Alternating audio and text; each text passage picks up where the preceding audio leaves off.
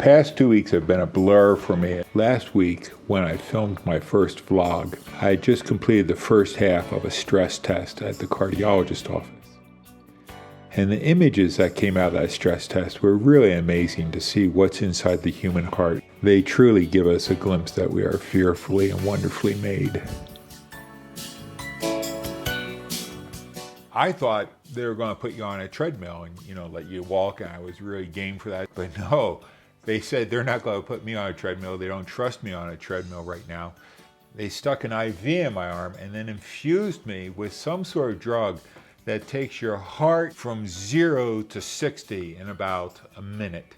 And it is the weirdest and strangest feeling you will ever have in your life. And then about 3 or 4 minutes later, boom, everything comes back down to normal. Quite a draining experience.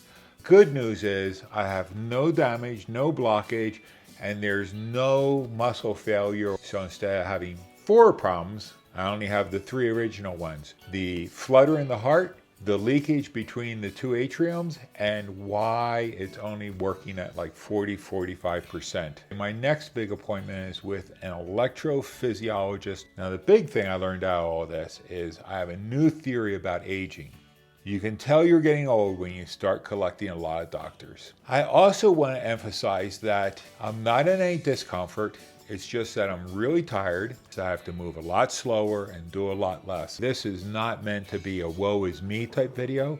These videos are really meant to be a diary as to how I'm processing the biblical texts and integrating them and contemplating upon them in my life right now while I'm going through this. Let's go outside and talk about that. I hope you excuse any background noise. Our neighbor is having some work done on their house. But I wanted to come outside because it's such a beautiful day. And basically right now, my life has been kind of put on hold. It's slowed me down, created a new normal for me.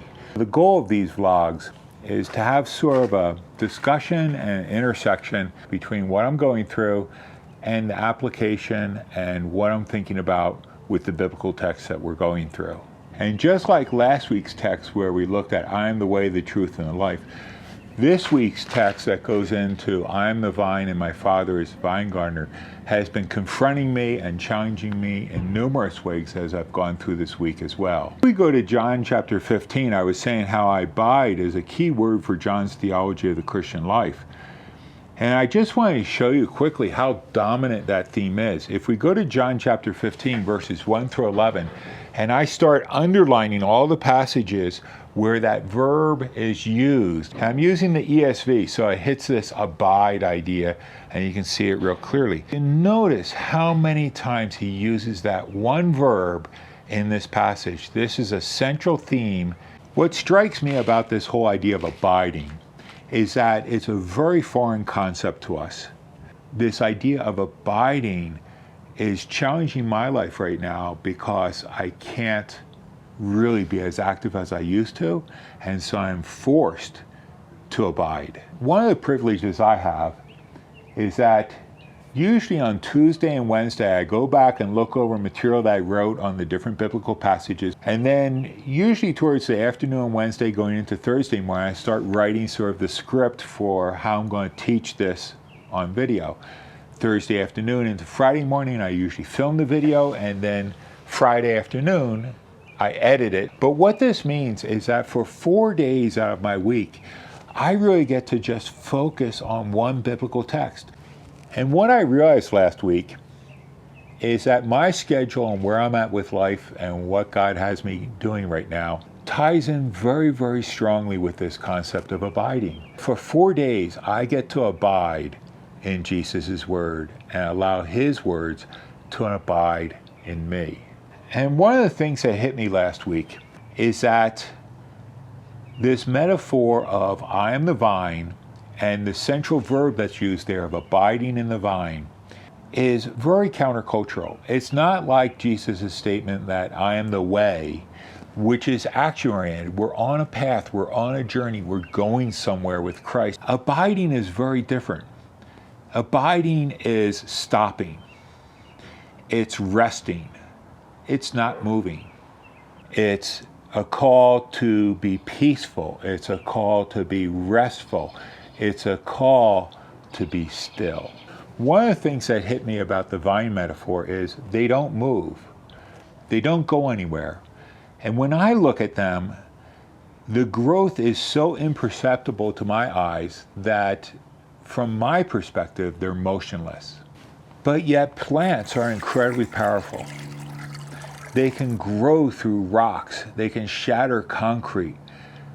The vines produce so much fruit. If you look at grapevines, what they get off them, it's absolutely phenomenal. So when we think about this idea of I am the vine and we're called to abide in Christ, who is the vine, vines really present a model of powerfulness in peace, growth in stillness, which is very countercultural, especially to our 20th century American attitude and view of things. For me, to abide in Christ means I'm not running out to some pasture like the other sheep.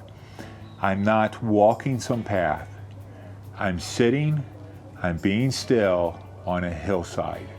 I'm not going anywhere. I'm abiding in the vine. And it forces me to ask, what is Christ doing right now in my life? What is the fruit that he's trying to produce in my life? What is God cleansing or pruning from my life? And that's a really scary thought for me to contemplate right now. Those are my dogs up there barking, making it impossible to record right now. Yeah, we chose to have dogs. Amazing. Abiding also produces peace, because I can be totally OCD about what's going on in my life, and that only produces anxiety.